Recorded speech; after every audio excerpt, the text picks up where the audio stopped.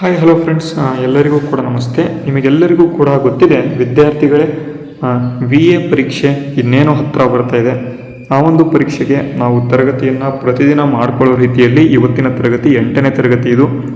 ಯಾರ್ಯಾರು ಹಿಂದಿನ ತರಗತಿಯನ್ನು ನೋಡಿಲ್ಲ ಎಲ್ಲರೂ ಕೂಡ ತಪ್ಪದೇ ಹಿಂದಿನ ತರಗತಿಗಳನ್ನು ನೋಡಿ. ಯಾಕೆ ಅಂತ ಅಂದರೆ ಎಲ್ಲ ತರಗತಿಗಳು ನಿಮಗೆ ಪಕ್ಕಾ ಎಕ್ಸಾಮ್ಗೆ ಹೆಲ್ಪ್ಫುಲ್ ಆಗೋ ರೀತಿಯಲ್ಲಿ ಮಾಡ್ತಾ ಇರ್ತಕ್ಕಂಥದ್ದು. ಯೂಸ್ ಆಗುತ್ತೆ, ಪಕ್ಕಾ ನೋಡ್ಕೊಂಡು ಬನ್ನಿ. ನಮ್ಮ ತರಗತಿಗಳನ್ನು ನೋಡಿನೇ ನೀವೇನಾಗ್ಬೋದು, ನಿಮ್ಮ ಒಂದು ಎಕ್ಸಾಮ್ಸನ್ನು ಕ್ಲಿಯರ್ ಮಾಡ್ಬೋದು. ಅದಕ್ಕಾಗಿ ಯೂಸ್ ಮಾಡ್ಕೊಳ್ಳಿ, ಓಕೆನಾ. ಈಗ ಡೈರೆಕ್ಟಾಗಿ ಕ್ಲಾಸಸ್ಗಳನ್ನ ಶುರು ಮಾಡ್ಕೊಂಡ್ಬಿಡೋಣ. ಅದಕ್ಕಿಂತ ಮುಂಚಿತವಾಗಿ ವಿದ್ಯಾರ್ಥಿಗಳಿಗೆ ತುಂಬ ಜನ ಕಮೆಂಟ್ ಮಾಡ್ತಾ ಇದ್ದೀರಾ, ಸರ್ ನಿಮ್ಮ ಕೋರ್ಸನ್ನು ಹೇಗೆ ತಗೊಳ್ಳೋದು ಅಂತ. ವಿದ್ಯಾರ್ಥಿಗಳೇ, ನಾನು ಹೇಳಿರ್ತೀನಿ ಕೋರ್ಸ್ನ ಹೇಗೆ ತಗೊಳ್ಳೋದು ಅಂತ ಹೇಳಿರ್ತೀನಿ. ಅಲ್ಲೇನು ಮಾಡ್ತೀರಾ, ನೀವು ಸ್ಕಿಪ್ ಮಾಡಿಬಿಡ್ತೀರಾ, ಬಟ್ ಸಂಪೂರ್ಣವಾಗಿ ನೋಡಿರಲ್ಲ. ಬಟ್ ನಿಮಗೆ ಕ್ಲಾಸ್ ನೋಡಿದ ಮೇಲೆ ನಿಮಗೆ ಅರ್ಥ ಆಗುತ್ತೆ ಕ್ಲಾಸು, ಅದು ಎಲ್ಲಿದೆ ಅಂತಲೇ ಗೊತ್ತಾಗಲ್ಲ ನಿಮಗೆ, ಓಕೆನಾ. ಮತ್ತೆ ಕೋರ್ಸ್ ತೊಗೊಳಕ್ಕೆ ಹೋದಾಗ ಸ್ಕ್ಯಾನರ್ ಎಲ್ಲಿದೆ ಅಂತಲೇ ಗೊತ್ತಾಗಲ್ಲ. ಮೊದಲು ಕರೆಕ್ಟಾಗಿ ನೋಡ್ಕೊಳ್ಳಿ, ಅದನ್ನು ನೋಡ್ಕೊಂಡ ಮೇಲೆ ನೀವು ಕೋರ್ಸನ್ನು ತೊಗೋಬೋದು. ಡಿಸ್ಕ್ರಿಪ್ಷನಲ್ಲಿ ಮೇಯ್ನಾಗಿ ಫಸ್ಟ್ ಹೇಳ್ತೀನಿ, ಡಿಸ್ಕ್ರಿಪ್ಷನಲ್ಲಿ ಟೆಲಿಗ್ರಾಮ್ ಲಿಂಕ್ ಕೊಟ್ಟಿದ್ದೀನಿ. ಮೊದಲು ಟೆಲಿಗ್ರಾಮ್ ಜಾಯ್ನ್ ಆಗಿ. ಟೆಲಿಗ್ರಾಮ್ ಜಾಯ್ನ್ ಆದರೂ ಕೂಡ ಈ ಒಂದು ಸ್ಕ್ಯಾನರ್ ನಿಮಗೆ ಸಿಗುತ್ತೆ. ಅಲ್ಲೂ ಕೂಡ ನೀವೇನು ಮಾಡ್ಬೋದು, ಕೋರ್ಸನ್ನು ಪರ್ಚೇಸ್ ಮಾಡ್ಬೋದು. ವಿದ್ಯಾರ್ಥಿಗಳಿಗೆ ನೀವು ಇಲ್ಲ ಅಂತಂದರೆ ಇದನ್ನು ಸ್ಕ್ರೀನ್ಶಾಟ್ ತಗೊಳ್ಳಿ. ಏನಪ್ಪ ಅಂತಂದರೆ ಸಂಪೂರ್ಣ ಬ್ಯಾಚ್ ಅಂತ ಇದೆ, ಗ್ರಾಮ ಆಡಳಿತ ಅಧಿಕಾರಿಗೆ ಅಂತಲೇ ಮಾಡಿದ್ದೇವೆ. 501 ರೂಪಾಯಿ ಕೋರ್ಸ್ ಇರುತ್ತೆ. ಇದರಲ್ಲಿ ನಿಮಗೆ history, polity, economics, geography, science ಮತ್ತು ಇಲ್ಲಿ ಕರೆಂಟ್ ಅಫೇರ್ಸ್ 6 ತಿಂಗಳ ಕರೆಂಟ್ ಅಫೇರ್ಸ್ ನಾವು ನಿಮಗೆ ಕೊಡ್ತಾ ಹೋಗ್ತೇವೆ. ಅದನ್ನು ನೀವು ತಗೊಂಡು ಏನು ಮಾಡ್ಬೋದು, ಸೆಲ್ಫ್ ಸ್ಟಡಿ ಮಾಡ್ಬೋದು. ಇಲ್ಲಿ ಓದಿದ ನಂತರ ನಮ್ಮ ತರಗತಿಗಳು ಏನಿರ್ತವೆ ಅಂದರೆ ನಮ್ಮ ಒಂದು ಯೂಟ್ಯೂಬ್ ತರಗತಿಗಳು ಏನಿರ್ತವೆ ಅಲ್ಲಿ ಕ್ವಶನ್ಸ್ನ ಬಿಡಿಸ್ತಾ ಇದ್ದೀವಿ, ಹೌದಲ್ವಾ. ಆ ಒಂದು ಕ್ವಶನ್ಸ್ನ ನೀವು ಕ್ಲಾಸನ್ನು ನೀವು ಏನು ಈ ಒಂದು ನೋಟ್ಸನ್ನು ಓದ್ಕೊಂಡು ಕ್ವಶನ್ಸನ್ನು ಬಿಡಿಸ್ಬಿಟ್ರೆ ಪಕ್ಕ 100% ಆಯಿತು ನಿಮ್ಮ ಒಂದು ಸ್ಟಡಿ ಅನ್ನೋದು, ಓಕೆನಾ. ಅದಕ್ಕಾಗಿ ಏನು ಹೇಳ್ತಾ ಇದ್ದೇನೆ, ತುಂಬ ವಿದ್ಯಾರ್ಥಿಗಳು ಇನ್ನೂ ಕೇಳ್ತಾರೆ, ಸರ್ ಬರೀ ನಿಮ್ಮ ಕ್ಲಾಸ್ ಕೇಳಿದರೆ ಸಾಕ, ನಾವು ಜಾಬನ್ನು ತೊಗೊಂಡ್ಬಿಡ್ತೀವ ಅಂತ. ನೋಡಿ ವಿದ್ಯಾರ್ಥಿಗಳು, ಬರೀ ಕ್ಲಾಸ್ ಕೇಳಿದರೆ ಏನೂ ಕೂಡ ಆಗೋದಿಲ್ಲ. ನಿಮಗೆ ಗೊತ್ತಿದೆ ಅಲ್ವಾ, ನಮ್ಮ ಕೋರ್ಸನ್ನು ಪರ್ಚೇಸ್ ಮಾಡಿ ನಮ್ಮ ಕೋರ್ಸಲ್ಲಿ ಇರ್ತಕ್ಕಂಥ ಕಾಂಟೆಂಟನ್ನು ಓದಿ ನೆಕ್ಸ್ಟು ನಮ್ಮ ಕ್ಲಾಸನ್ನು ಕೇಳಿ ಎಲ್ಲವನ್ನು ಮಾಡಿದರೆ ನೀವು ಕ್ಲಿಯರ್ ಮಾಡ್ತೀರಾ. ಅಂದರೆ ಕಾಂಪಿಟೇಷನ್ ಯಾವ ರೀತಿ ಇದೆ ಅಂತ ಎಲ್ಲರಿಗೂ ಕೂಡ ಗೊತ್ತೇ ಇದೆ, ಓಕೆನಾ. ಇದನ್ನು ಕರೆಕ್ಟಾಗಿ ನೆನ್ಪಿಟ್ಕೊಳ್ಳಿ. ಇಲ್ಲಿ ಕೊಟ್ಟಿರ್ತಕ್ಕಂಥ ಸ್ಕ್ಯಾನರ್ ಮುಖಾಂತರ ಈ ಒಂದು ಬ್ಯಾಚನ್ನು ಪರ್ಚೇಸ್ ಮಾಡಿಕೊಂಡು ಓದಿ. ಮತ್ತು ಇಲ್ಲಿ ನಿಮಗೇನಾದರೂ ನಮ್ಮ ಒಂದು ತರಗತಿಗಳು ಇಷ್ಟ ಆಗ್ತಾ ಇದ್ರೆ, ನೀವೇನಾದರೂ ನಮಗೆ ಸಪೋರ್ಟ್ ಮಾಡಬೇಕು ಅಂತ ಇದ್ದರೆ ಜಾಯಿನ್ ಬಟನ್ ಅಂತ ಇದೆ. ಜಾಯಿನ್ ಬಟನ್ ಮುಖಾಂತರ ನೀವು ಬ್ಯಾಡ್ಜನ್ನು ಪರ್ಚೇಸ್ ಮಾಡ್ಬೋದು. ಆ ಒಂದು ಬ್ಯಾಡ್ಜನ್ನು ಪರ್ಚೇಸ್ ಮಾಡೋರಿಗೆ ಮುಂದೆ ಬರ್ತಕ್ಕಂಥ ದಿನಗಳಲ್ಲಿ ಅತ್ಯಂತ ಇಂಪಾರ್ಟೆಂಟ್ ಆಗಿರ್ತಕ್ಕಂಥ ಒಂದು ಕರೆಂಟ್ ಅಫೇರ್ಸ್ ಆಗಿರ್ಬೋದು, ಅತ್ಯಂತ ಇಂಪಾರ್ಟೆಂಟ್ ಆಗಿರ್ತಕ್ಕಂಥ ಕ್ಲಾಸ್ ಆಗಿರ್ಬೋದು, ಎಲ್ಲವನ್ನು ಕೂಡ ಕೊಡ್ತಾ ಹೋಗ್ತೀವಿ. ಜಾಯಿನ್ ಬಟನ್ ಮೂಲಕ ಕೂಡ ನೀವು ನಮಗೆ ಜಾಯಿನನ್ನು ಆಗ್ಬೋದು. ತುಂಬ ಜನ ಜಾಯಿನ್ ಆಗಿದ್ದೀರಾ, ಓಕೆನಾ. ಮತ್ತೆ ಬರೀ ಕರೆಂಟ್ ಅಫೇರ್ಸ್ ಬೇಕು ಸರ್ ಅನ್ನೋರು ನೋಡಿ ವಿದ್ಯಾರ್ಥಿಗಳಿಗೆ, ಕರೆಂಟ್ ಅಫೇರ್ಸ್ ಬೇಕು ಅನ್ನೋರಿಗೆ 60 ರೂಪಾಯಿಲಿ ಕಳೆದ 6 ತಿಂಗಳ ಕರೆಂಟ್ ಅಫೇರ್ಸ್ ಅನ್ನು ಕೂಡ ನಾವು ಕೊಡ್ತಾ ಇದ್ದೇವೆ. ಇದನ್ನು ಕೂಡ ನೀವೇನು ಮಾಡಬೇಕು, ಪರ್ಚೇಸ್ ಮಾಡಿಕೊಂಡು ಓದ್ಕೋಬೇಕು, ಓಕೆನಾ. ಇದು ಮೇಯ್ನ್ ಆಗಿ ಇರ್ತಕ್ಕಂಥದ್ದು. ಸುಮ್ಮನೆ ಏನೇನೋ ಕೇಳ್ತೀರಾ ಕಮೆಂಟ್ ಬಾಕ್ಸಲ್ಲಿ, ಸರ್ ನಮಗೆ ಬರೀ ಹಿಸ್ಟ್ರಿ ಮಾಡ್ತಿದ್ದೀರಾ, ಇವಾಗ ನೀವು ಸಂಪೂರ್ಣವಾಗಿ GK ಕ್ಲಾಸ್ ಮುಗಿಸ್ಕೊಡ್ತೀರಾ ಇಲ್ವಾ. ವಿದ್ಯಾರ್ಥಿಗಳೇ, ನಾವು ಸಂಪೂರ್ಣವಾಗಿ VAO ವಿಲೇಜ್ ಅಕೌಂಟೆಂಟ್ ಅಥವಾ ವಿಲೇಜ್ ಅಡ್ಮಿನಿಸ್ಟ್ರೇಟಿವ್ ಆಫೀಸರ್ನ ಸಂಪೂರ್ಣ GK ಕೋರ್ಸನ್ನು ಮುಗಿಸ್ಕೊಡ್ತೀವಿ. ಅದಕ್ಕಾಗಿ ನಮ್ಮ ಚಾನಲನ್ನು ಸಬ್ಸ್ಕ್ರೈಬ್ ಮಾಡ್ಕೊಳ್ಳಿ, ನಮ್ಮ ಬ್ಯಾಚನ್ನು ಪರ್ಚೇಸ್ ಮಾಡ್ಕೊಳ್ಳಿ. GK ಪೇಪರ್ 1 ಅಂತೂ ನಿಮಗೆ ಮಿಸ್ ಆಗೋದಿಲ್ಲ, ಸಂಪೂರ್ಣವಾಗಿ ಎಲ್ಲವೂ ಮುಗಿಸ್ಕೊಡ್ತೀವಿ. ಮೆಂಟಲ್ ಎಬಿಲಿಟಿಗೆ ಟೈಮ್ ಇತ್ತು ಅಂತಂದರೆ ಮೆಂಟಲ್ ಎಬಿಲಿಟಿನೂ ಕೂಡ ಮಾಡ್ಕೊಡ್ತೀವಿ, ಓಕೆನಾ. ಇಷ್ಟ ಆಯ್ತಾ, ಅರ್ಥ ಆಯಿತು ಅಂತ ಅಂದ್ಕೊಂಡಿದ್ದೇನೆ. ಇನ್ನೂ ಕೂಡ ಕ್ವಶನ್ಸನ್ನು ಕೇಳಬೇಡಿ. ಈಗ ಡೈರೆಕ್ಟಾಗಿ ನಾನು ಕ್ವಶನ್ಸ್ ಕೇಳ್ತೀನಿ, ಅದಕ್ಕೆ ಆನ್ಸರನ್ನು ಮಾಡಿ, ಓಕೆನಾ.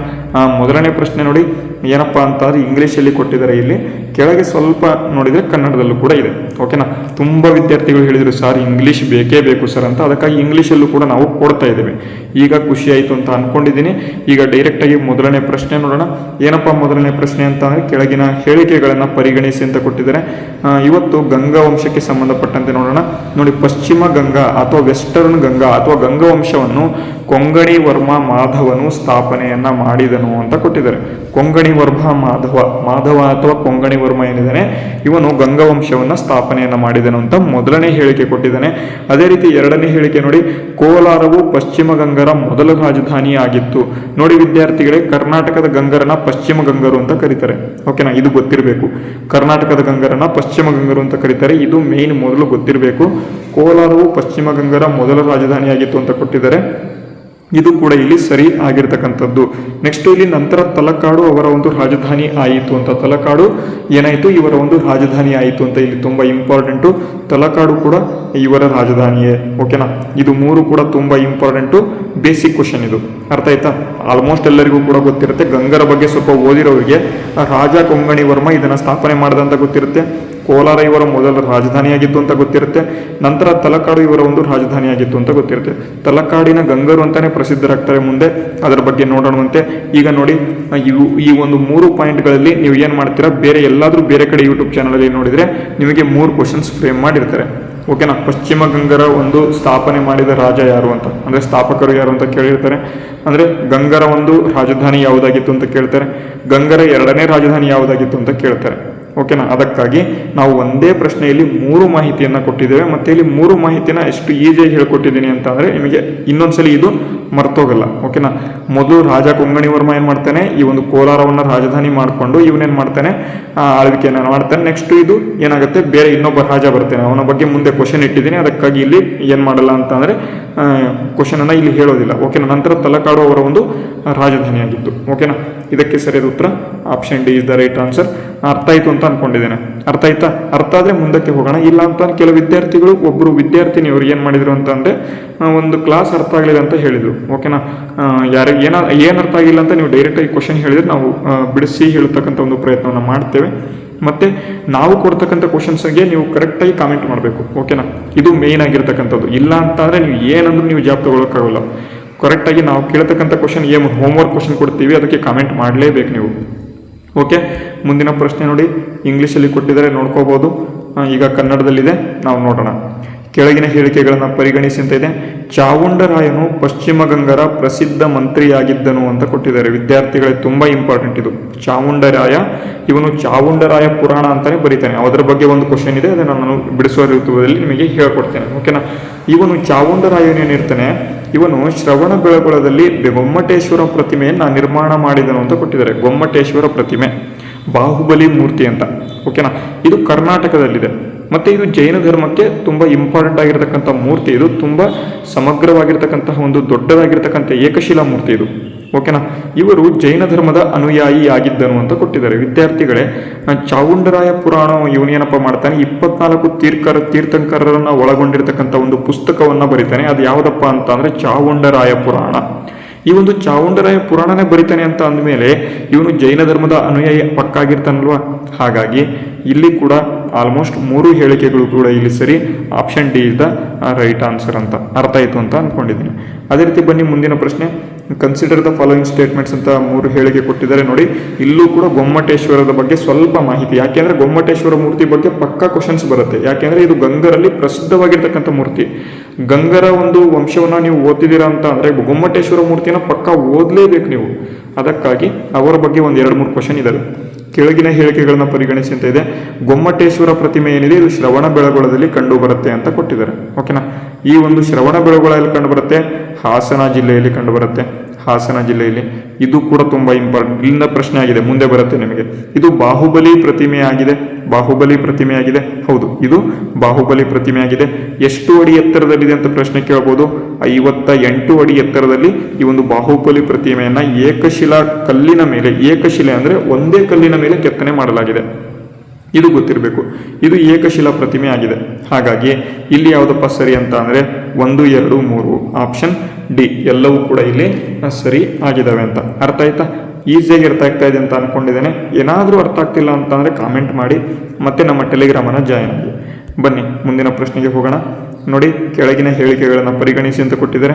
ಗೊಮ್ಮಟೇಶ್ವರ ಪ್ರತಿಮೆಯು ಬಾಹುಬಲಿಯನ್ನು ಪ್ರತಿನಿಧಿ ಮಾಡುತ್ತೆ ಅಂತ ಕೊಟ್ಟಿದ್ದಾರೆ. ಇದು ಶ್ರವಣ ಬೆಳಗೊಳದಲ್ಲಿ ಮತ್ತು ಇದು ಅಶೋಕನ ಕಾಲದಲ್ಲಿ ನಿರ್ಮಾಣ ಮಾಡಲಾಯಿತು ಅಂತ ಕೊಟ್ಟಿದ್ದಾರೆ. ವಿದ್ಯಾರ್ಥಿಗಳೇ, ಇಲ್ಲಿ ತುಂಬ ಇಂಪಾರ್ಟೆಂಟ್ ಆಗಿರ್ತಕ್ಕಂಥದ್ದು.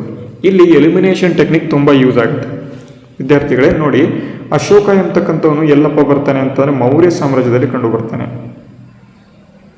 ಮೌರ್ಯ ಸಾಮ್ರಾಜ್ಯದಲ್ಲಿ ಈ ಒಂದು ಅಶೋಕ ಎಂಬತಕ್ಕಂಥವನು ಕಂಡು ಬರ್ತಾನೆ. ಕಳಿಂಗ ಯುದ್ಧವನ್ನೇ ಮಾಡಿದ ನಮ್ಮ ಒಂದು ಅಶೋಕ.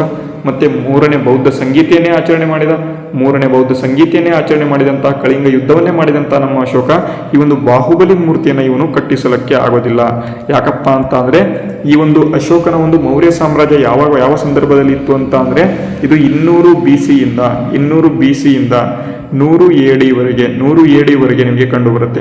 ಹಾಗಾಗಿ ಈ ಒಂದು ಗೊಮ್ಮಟೇಶ್ವರ ಪ್ರತಿಮೆಯಾಗಿದ್ದು 983 AD ಯಲ್ಲಿ. ಹಾಗಾಗಿ ನೋಡಿ 900 ವರ್ಷ ಡಿಫ್ರೆನ್ಸ್ ಇಲ್ಲಿ. 900 ವರ್ಷ ನಿಮಗೆ 900 ಅಷ್ಟೇ ಅಲ್ಲ, ಅಶೋಕ ಇದ್ದಿದ್ದು 261 BC ಒಳಗೆ. ಇಲ್ಲಿ ಟೋಟಲ್ ಮೋರ್ ದೆನ್ ಒಂದು 1000 ವರ್ಷದ ನಂತರ ಅಶೋಕ ಬಂದು ಇದನ್ನು ಕಟ್ಟಿಸೋದಕ್ಕೆ ಆಗೋದಿಲ್ಲ. ಹಾಗಾಗಿ ಮೂರನೇ ಹೇಳಿಕೆಯಲ್ಲಿ ತಪ್ಪಾಗ್ತದೆ.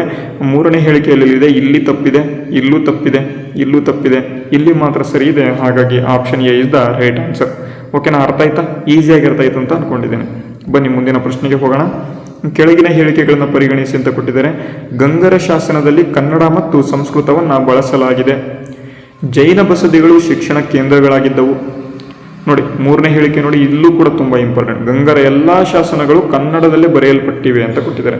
ನೋಡಿ, ಏನಪ್ಪ ಅಂತ ಅಂದರೆ ತನ್ನ ಒಂದು ರಾಜವಂಶದಲ್ಲಿ ಕನ್ನಡ ಭಾಷೆಯನ್ನು ಮೊದಲ ಒಂದು ರಾಜಭಾಷೆಯಾಗಿ ಮಾಡಿ ಅದನ್ನು ಆಳ್ವಿಕೆ ಮಾಡಿದಂಥ ಒಂದು ಮೊದಲಿಗರು ಯಾರಪ್ಪ ಅಂತ ಅಂದರೆ ಇವರೇ ಗಂಗರು.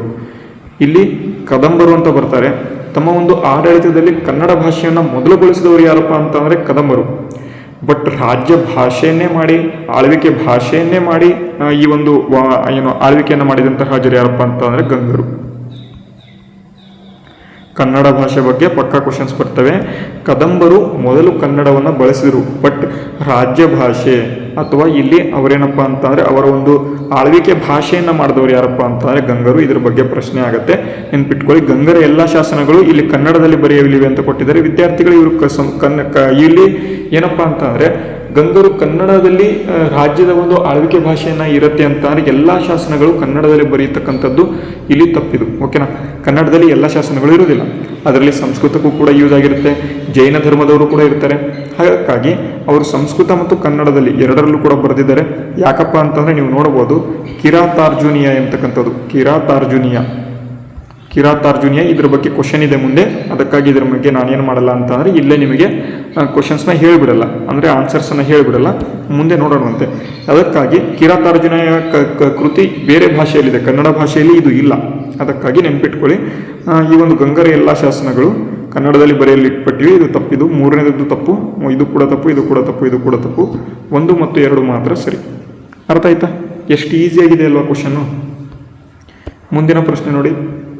ಪಶ್ಚಿಮ ಗಂಗರು ನಂತರ ರಾಷ್ಟ್ರಕೂಟರ ಸಾಮಂತರಾದರು ಅಂತ ಕೊಟ್ಟಿದ್ದಾರೆ. ಹೌದು. ನೆಕ್ಸ್ಟು ರಾಷ್ಟ್ರಕೂಟರ ಸಾಮಂತರಾಗ್ತಾರೆ. ಅವರು ನೆರೆಯ ರಾಜವಂಶಗಳೊಂದಿಗೆ ವೈವಾಹಿಕ ಸಂಬಂಧವನ್ನು ಹೊಂದಿದ್ದರು. ವಿದ್ಯಾರ್ಥಿಗಳೇ, ಗಂಗರು ಏನು ಮಾಡ್ತಾರಪ್ಪ ಅಂತ ಅಂದರೆ ಎಲ್ಲ ರಾಜರುಗಳೊಂದಿಗೆ ವೈವಾಹಿಕ ಸಂಬಂಧವನ್ನು ಇದು ಮಾಡ್ಕೊಂಡ್ಬಿಡ್ತಾರೆ ಇವರು. ಅದರಿಂದ ಇವರಿಗೇನಾಗತ್ತೆ, ಎಲ್ಲ ಒಂದು ಬೇರೆ ಬೇರೆ ರಾಜ್ಯಗಳಿಂದ ವೈವಾಹಿಕ ಸಂಬಂಧವನ್ನು ಹೊಂದಿರ್ತಾರೆ. ಅದಕ್ಕಾಗಿ ಇವರ ಮೇಲೆ ಯಾರೂ ಅಟ್ಯಾಕ್ ಮಾಡಲ್ಲ. ಗಂಗರು ಏನು ಮಾಡ್ತಾರಪ್ಪ ಅಂತಂದರೆ ನಮ್ಮೊಂದು ಕರ್ನಾಟಕವನ್ನು ಆಳಿದ ಅತ್ಯಂತ ದೊಡ್ಡ ಮನೆತನ ಯಾವುದಪ್ಪ ಅಂತಂದರೆ ಗಂಗಾ ಮನೆತನ. ಗೊತ್ತಿರಬೇಕಿದು. ಟೋಟಲ್ ಆಗಿ 12 ಶತಮಾನಗಳವರೆಗೆ ಗಂಗರ ಆಳ್ವಿಕೆ ನಮ್ಮ ಒಂದು ಕರ್ನಾಟಕದಲ್ಲಿ ನಡೀತದೆ. ಯಾಕಪ್ಪ ಅಂತಂದರೆ ಇವರು ಎಲ್ಲರೂ, ಅಂದರೆ ಇವರ ಅಕ್ಕಪಕ್ಕದಲ್ಲಿ ಇರ್ತಕ್ಕಂಥ ಎಲ್ಲ ರಾಜರುಗಳೊಂದಿಗೆ ಇವರೇನು ಮಾಡ್ಕೊಂಡಿರ್ತಾರೆ, ಮೆಟ್ರಿಮೋನಿಯಲ್ ಅಥವಾ ಮ್ಯಾರೇಜನ್ನು ಅಥವಾ ಮದುವೆಯನ್ನು ಮಾಡ್ಕೊಂಡಿರ್ತಾರೆ. ಅದಕ್ಕಾಗಿ ಇವರ ಒಂದು ರಾಜವಂಶದ ಬೇರೆ ಯಾರು ಕೂಡ ಅಟ್ಯಾಕ್ ಮಾಡೋದಿಲ್ಲ. ಅಟ್ಯಾಕ್ ಮಾಡಿದ್ರು ಕೂಡ ಚೋಳರು ಅಟ್ಯಾಕ್ ಮಾಡ್ತಾರೆ. ಬಟ್ ನಮಗೆ ರಾಷ್ಟ್ರಕೂಟರು ಚೋಳರ ನಡುವೆ ಯುದ್ಧಗಳು ಆಗೋ ಕಾರಣದಿಂದಾಗಿ ಗಂಗರು ಇಲ್ಲಿ ಸೇಫ್ ಆಗ್ತಾರೆ. ಇಲ್ಲಿ ಒಬ್ಬ ರಾಜ ಯಾರಪ್ಪ ಅಂತಾನೆ ಭೂತುಗ ಎರಡು. ಇದ್ರ ಮೇಲೆ ಕ್ವಶನ್ ಆಗಿದೆ, ಬೇಕಾದ್ರೆ ನೋಡ್ಬೋದು. ಭೂತುಗ 2 ಎಂಬತಕ್ಕಂಥ ರಾಜ, ಇವನು ಏನಪ್ಪ ಮಾಡ್ತಾನೆ ಅಂತ ಅಂದರೆ ಕೃಷ್ಣ 3 ಎಂಬತಕ್ಕಂಥ ಒಂದು ರಾಷ್ಟ್ರಕೂಟ ರಾಜನಿಗೆ ಸಪೋರ್ಟ್ ಮಾಡ್ತಾನೆ. ಯಾರನ್ನ ಸೋಲಿಸಲಿಕ್ಕೆ? ಪರಾಂತಕ 1 ಚೋಳರ ರಾಜ. ನೋಡಿ, ಇಲ್ಲಿ ಇನ್ನೊಂದ್ಸಲಿ ಬರೆದು ಬಿಡ್ತೇನೆ. ಇಲ್ಲಿ ಭೂತುಗ 1 ಕೃಷ್ಣ 3 ಪರಾಂತಕ 1 ಕೃಷ್ಣ 3 ಮತ್ತು ಪರಾಂತಕ 1 ನಡುವೆ ಯಾವ ಯುದ್ಧ ನಡೆಯುತ್ತಪ್ಪ ಅಂತ ತಕ್ಕೊಳಂ ಕದನ ನಡೆಯುತ್ತೆ.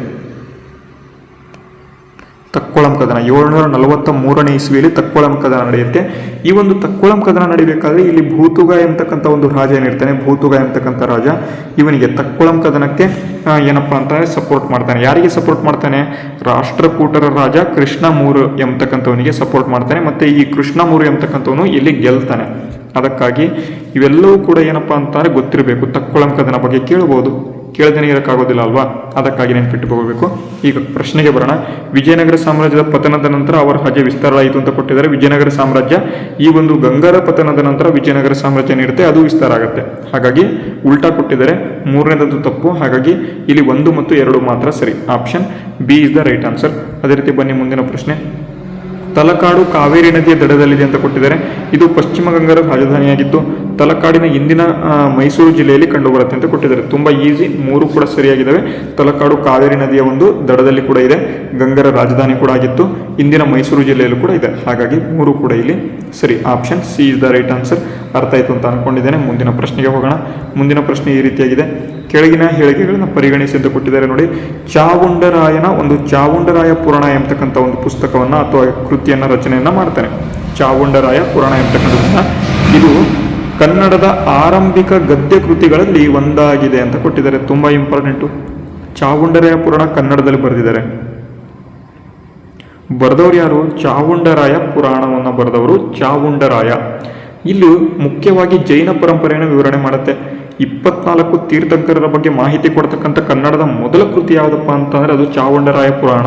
ತುಂಬಾ ಇಂಪಾರ್ಟೆಂಟ್. ಇಲ್ಲಿಂದ ಪ್ರಶ್ನೆಗಳು ಡೈರೆಕ್ಟ್ ಆಗಿ ಬರ್ತವೆ, ನೆನ್ಪಿಟ್ಕೋಬೇಕು. ಚಾವುಂಡರಾಯ ಪುರಾಣ ಎಂಬತಕ್ಕಂಥದ್ದು ಇಲ್ಲಿ ಇದು ಮುಖ್ಯವಾಗಿ ಜೈನ ಪರಂಪರೆಯನ್ನು ಕೂಡ ವಿವರಣೆ ಮಾಡುತ್ತೆ.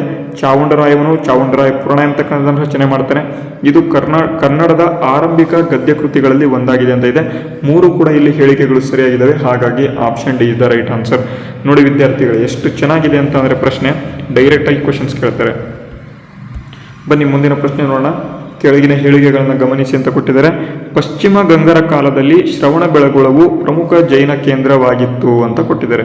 ನೋಡಿ, ನಾನು ಈಗಾಗಲೇ ಹೇಳಿದೆ, ಈ ಒಂದು ಗೊಮ್ಮಟೇಶ್ವರ ವಿಗ್ರಹವನ್ನು ಏನು 983 ADಯಲ್ಲಿ ಚಾವುಂಡರಾಯ ಏನು ಕೆತ್ತಿಸ್ತಾನೆ, ಅರಿಷ್ಟನೇಮಿ ಇದರ ಒಂದು ಶಿಲ್ಪಿ ಆಗ್ತಾನೆ. ಅರಿಷ್ಟನೇಮಿ ಏನಿದ್ದಾನೆ ಇದು ಕೂಡ ತುಂಬ ಇಂಪಾರ್ಟೆಂಟ್. ಇದೆಲ್ಲೂ ಕೂಡ ಕ್ವಶನ್ ಅಲ್ಲಿ ಇಲ್ಲ, ನೆನ್ಪಿಟ್ಕೊಳ್ಳಿ. ಅರಿಷ್ಟನೇಮಿ ಎಂಬತಕ್ಕಂಥವ್ರು ಏನಿರ್ತಾನೆ ಇದರ ಒಂದು ಶಿಲ್ಪಿ ಆಗ್ತಾನೆ. ಗೊಮ್ಮಟೇಶ್ವರ ವಿಗ್ರಹವನ್ನು ಕೆತ್ತನೆ ಮಾಡಿದ ಶಿಲ್ಪಿ ಆಗ್ತಾನೆ. ಇವನೇನು ಕೆತ್ತುತ್ತಾನಲ್ವಾ ಶ್ರವಣಬೆಳಗೊಳದಲ್ಲಿ ಬಾಹುಬಲಿ ಮೂರ್ತಿಯನ್ನು, ಇದು ಜೈನರ ಕೇಂದ್ರವಾಯಿತು ಅಂತ ಕೊಟ್ಟಿದ್ದಾರೆ.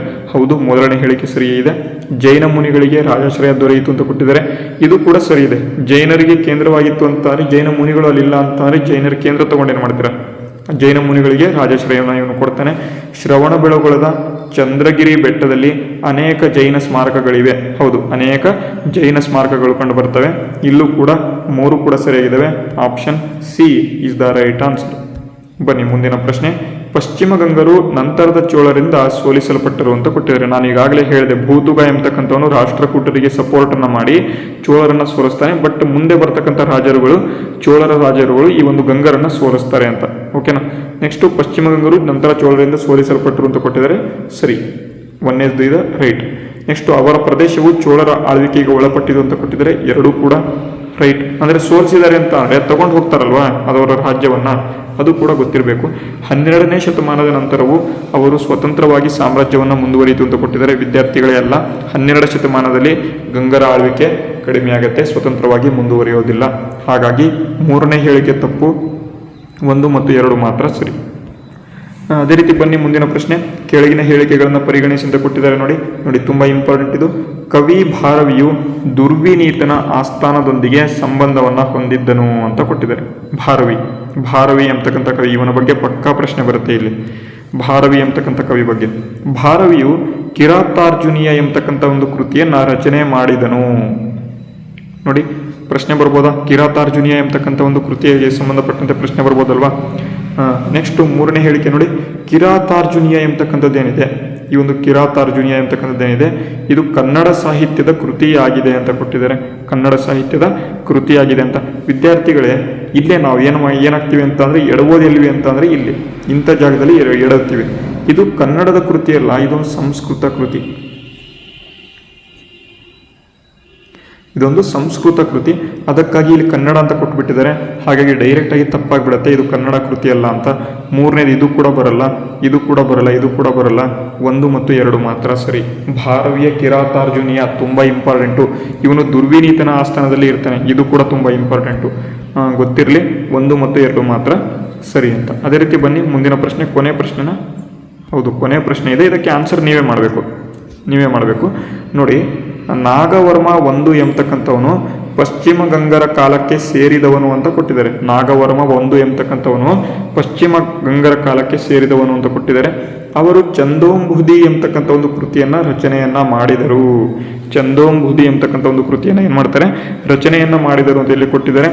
ಚಂದೋಂಬುದಿ ಅಂತಕ್ಕಂಥದ್ದು ಕನ್ನಡ ಛಂದಸ್ಸಿನ ಗ್ರಂಥ ಆಗಿದೆ ಅಂತ ಕೊಟ್ಟಿದ್ದಾರೆ. ಕನ್ನಡ ಛಂದಸ್ಸಿನ ಗ್ರಂಥ ಆಗಿದೆ ಅಂತ ಕೊಟ್ಟಿದ್ದಾರೆ. ತುಂಬ ಇಂಪಾರ್ಟೆಂಟು. ಇದಕ್ಕೆ ಸರಿಯಾದ ಉತ್ತರ ಎಲ್ಲರೂ ಕೂಡ ಕಾಮೆಂಟ್ ಬಾಕ್ಸ್ ಮೂಲಕ ಕಾಮೆಂಟ್ ಮಾಡಿ ತಿಳಿಸಿ.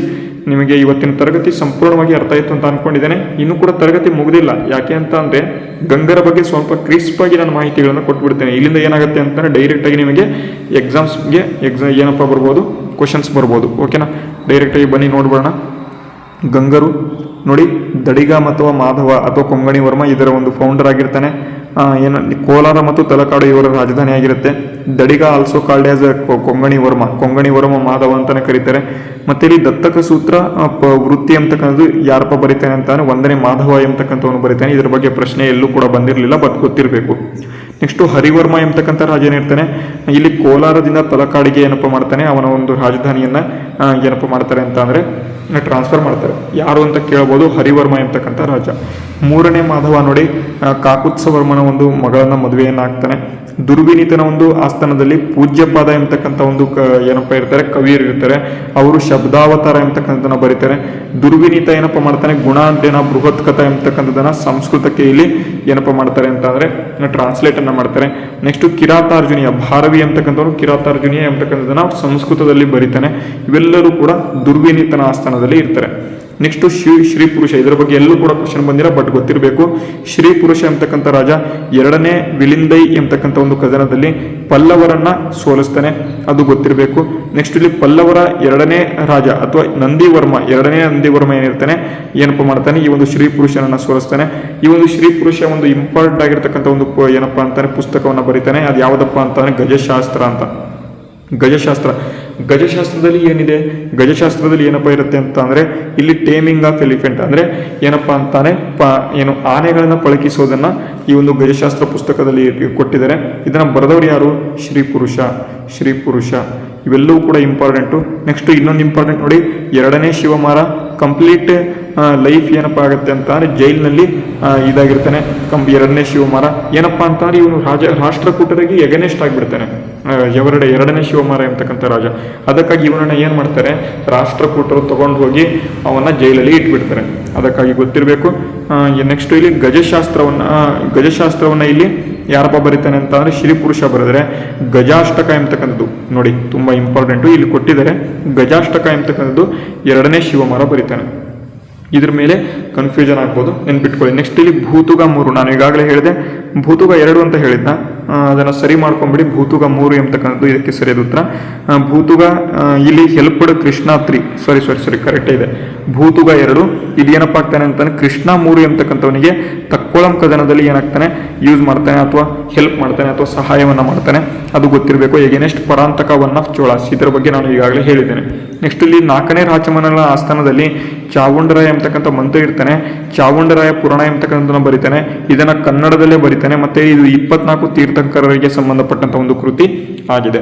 ಇಷ್ಟು ಗೊತ್ತಿರಬೇಕು. ನೆಕ್ಸ್ಟ್ ಇಲ್ಲಿ ಚರಿತ್ರಸಾರ ಎಂಬತಕ್ಕಂಥದ್ದನ್ನು ಕೂಡ ಯಾರಪ್ಪ ಬರೀತಾನೆ ಅಂತಂದ್ರೆ ಇದನ್ನ ಚಾವುಂಡರಾಯ ಎಂಬತಕ್ಕಂಥ ಬರೀತಾನೆ. ಇದನ್ನ ಸಂಸ್ಕೃತದಲ್ಲಿ ಬರೀತಾನೆ ಚರಿತ್ರಸಾರ ಎಂಬತಕ್ಕಂಥದನ್ನ, ಇದು ಕೂಡ ಗೊತ್ತಿರಬೇಕು.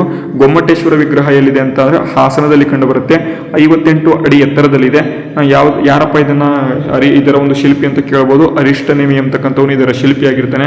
ಮತ್ತೆ ಇಲ್ಲಿ ಗೋಲ್ಡ್ ಕಾಯಿನ್ ಅಥವಾ ಈ ಚಿನ್ನದ ಒಂದು ನಾಣ್ಯಗಳನ್ನ ಇಲ್ಲಿ ಗದ್ಯಾಣ ಅಥವಾ ನಿಷ್ಕ ಅಂತ ಕರೀತಾ ಇದ್ರು. ಇದರ ಬಗ್ಗೆ ಗೊತ್ತಿರಬೇಕು. ಓಕೆನಾ, ಇಷ್ಟು ಗೊತ್ತಿರಬೇಕು. ನೆಕ್ಸ್ಟ್ ಇಲ್ಲಿ 1ನೇ ಮಾಧವ ಏನಿರ್ತಾನೆ ದತ್ತಕ ಸೂತ್ರವನ್ನು ಬರೀತಾನೆ. ದತ್ತಕ ಸೂತ್ರ ವೃತ್ತಿ. 1ನೇ ನಾಗವರ್ಮ ಚಂದೋಂಬುದಿ ಎಂಬತಕ್ಕಂಥದ್ದನ್ನು ಬರೀತಾನೆ.